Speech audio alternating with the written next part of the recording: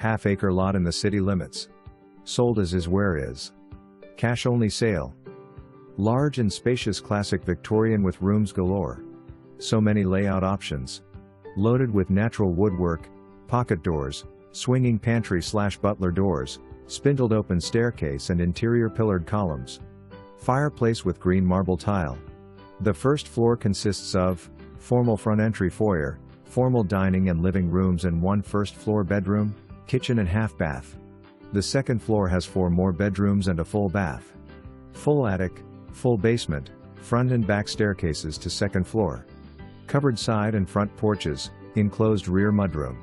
This home includes the large vacant lot next door. This home needs repairs: roof, water line to road, drywall, electrical circuit breaker system, new kitchen and baths. The original plaster/lathe walls are in the home. The roof has been leaking for some time and some of the ceilings are water damaged in various areas. The city water department said the water line is rotted and needs a new line going from house to road.